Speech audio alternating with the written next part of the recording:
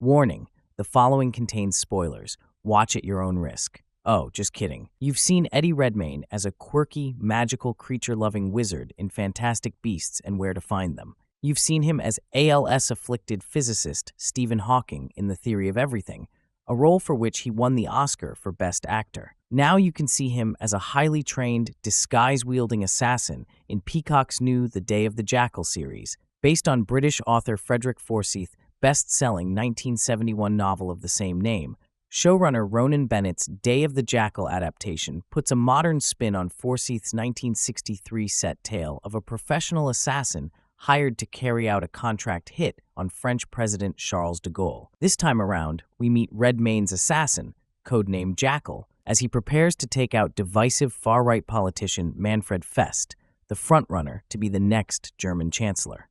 Following this hit, which he accomplishes by sniper rifle at a distance typically considered to be impossible, the Jackal is drawn into a plot to assassinate tech billionaire turned wannabe man of the people, Dag Charles, a job that comes with a payout that would allow the Jackal to retire for good.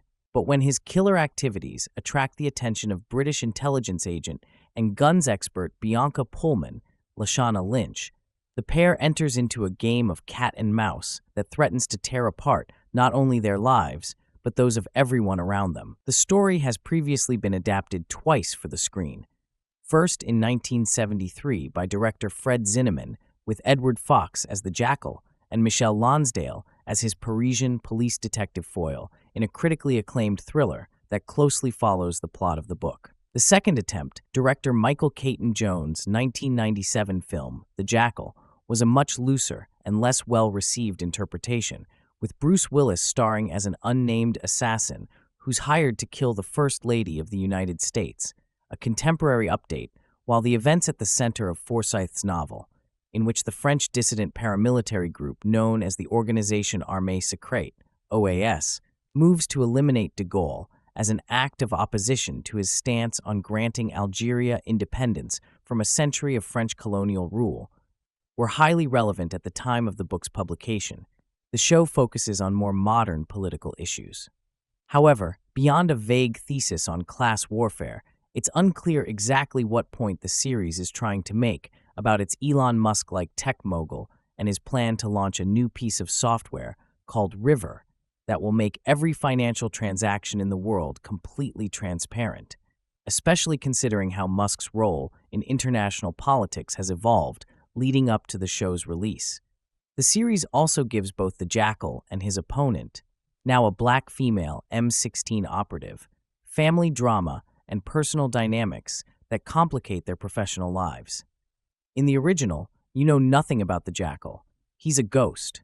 We knew immediately that it wouldn't work in a 10-part series, executive producer Gareth Neame said in the show's production notes. That's when the idea of him having a wife and child was established. It brings a whole other layer to the story and the character. In our version, although there's an air of ghostliness about him, we do meet his family. We ask how he sustains the life of an international assassin while having a wife and family to whom he can't explain everything. An overlong narrative, Peacock's Day of the Jackal has been met with generally favorable reviews, earning an 89% fresh rating on Rotten Tomatoes and a score of 71 on Metacritic.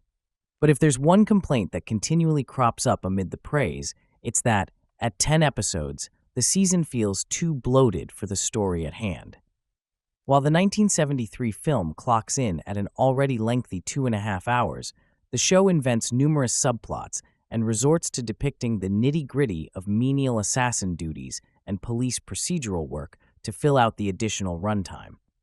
Still, if you're someone who goes in for spy thrillers, the excitement of the show's central chase, combined with the push and pull between its two less-than-moral leads, will likely be enough to distract you from any flaws. The remaining 5 episodes are slated to drop weekly every Thursday until the double finale on December 12th. Thanks for watching.